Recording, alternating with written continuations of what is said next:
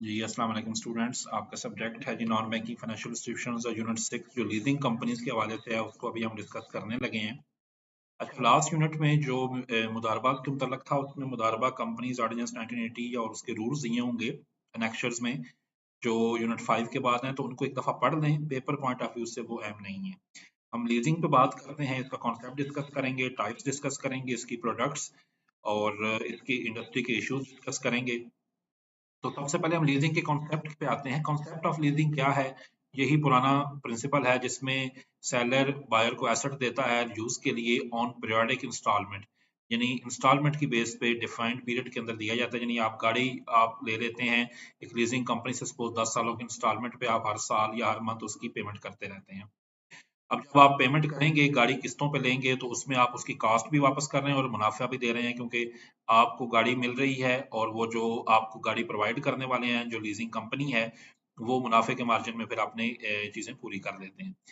Simple lease transaction में दो parties होती हैं, एक को लेसर कहते हैं और एक लेसी। लेसर वो होता है जो लीजिंग कंपनी है, जो एसेट प्रोवाइडर है, और लेसी वो जो एसेट को यूज कर रहा होता है। लीगल स्ट्रक्चर जो है लीजिंग कंपनीज का, वो कंपनीज एक्ट 2017 पे बेस करता है और फिर एनबीएफसी रूल्स 2003 और एनबीएफसी रेगुलेशन 2008 के तहत ये ऑपरेट कर रहे होते हैं। अब लीजिंग कंपनीज पैसा कहाँ से लेती हैं? ये अपने शेयर्स इशू कर सकती हैं ऑपरेशनल मैटर्स के लिए। इसके अलावा ये सर्टिफिकेट्स भी इशू कर सकती हैं और जिससे लोगों को से ये पैसा लेके अपना बिजनेस शुरू कर सकते हैं।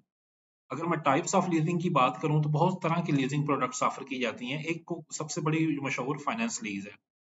फाइनेंस लीज में होता यह है कि कैपिटल लीज भी इसे कहते हैं। इसमें एसेट आपको प्रोवाइड किया जाता है इंस्टॉलमेंट्स पे यूज के लिए, और आप जैसे जैसे किस्तें पे करते जाते हैं आप उसके मालिक बन जाते हैं, और लीज टर्म जब खत्म होती है तो आपको एसेट मिल चुका होता है।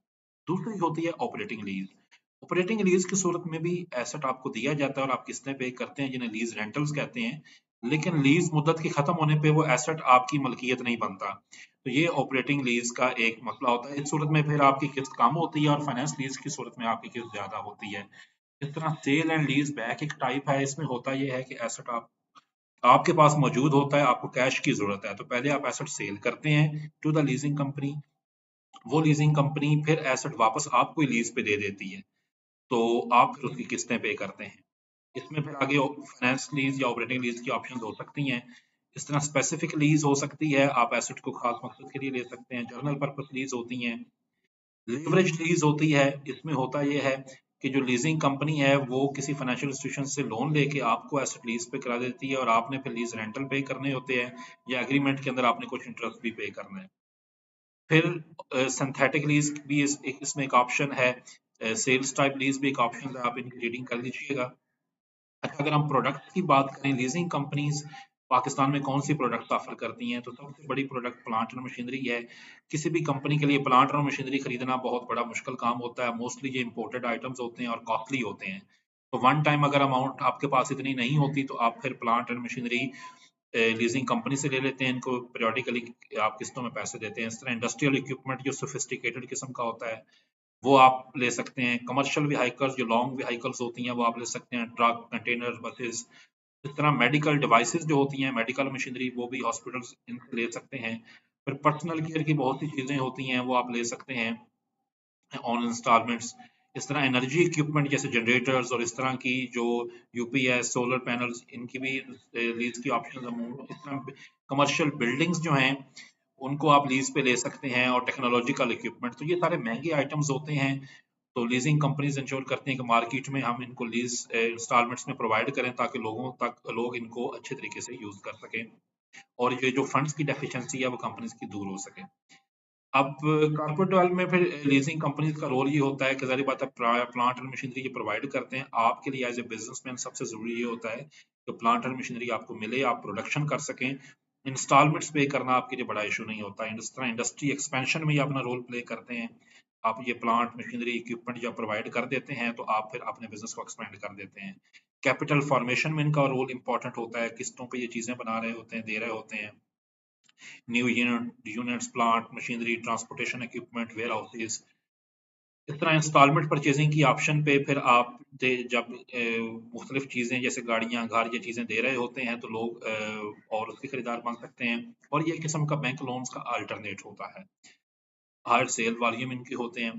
पाकिस्तान में लीजिंग इंडस्ट्री के साथ जो इश्यूज हैं उनको अगर हम देखें, सबसे बड़ा प्रॉब्लम लेक ऑफ अवेयरनेस का है। जैसे मुदारबाज और म्यूचुअल फंड्स की तरह जर्नली एसएमईज या जो जनरल पब्लिक है इससे इतनी अवेयर नहीं है, और अगर अवेयर है भी तो उन्हें पता नहीं किस तरीकाकार को कैसे अपने अपनाना है। आउटरीच लिमिटेड है, लीजिंग कंपनीज बड़े शहरों में ही हैं।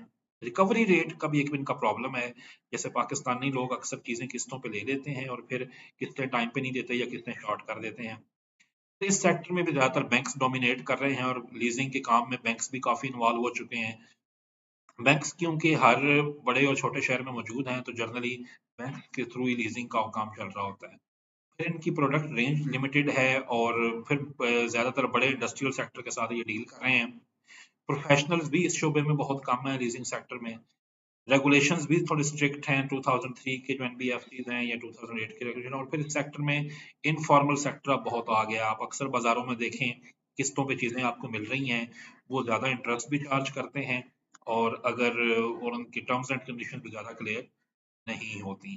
फिर पाकिस्तान में मशीनरी के हवाले से रिस्ट्रिक्टेड इंपोर्ट रजीम है, ज्यादा चीजें भी इंपोर्ट नहीं करने दी जाती। और फिर हमारे यहाँ इंडस्ट्रियल अलाइंसेस भी वीक हैं। एडवांटेजेस ऑफ लीजिंग आपको समझ आ रहा है। आप अपने कैश आउटफ्लोज को कंट्रोल कर सकते हैं। कैश ही बिजनेस में सबसे ज़रूरी चीज़ है। अगर कैश आपके पास नहीं है, आपके पास लीज़ की ऑप्शन होती है, और लीज़ के ज़रिए आप बिजनेस कंटिन्यू रखते हैं। पर टैक्स सेविंग्स होती हैं। आप जब लीज़ रेंटल पे करते हैं तो एक्सपेंडिचर्स की मद में डिडक्शन होकर प्रॉफिट कम होता है, जिस पे आपको थोड़ा टैक्स देना पड़ता है। आप फाइनेंशियल प्लानिंग अच्छी कर सकते हैं। एसेट एक्विजिशन आपकी बड़ी आसान लीजिंग कंपनीज बना देती हैं।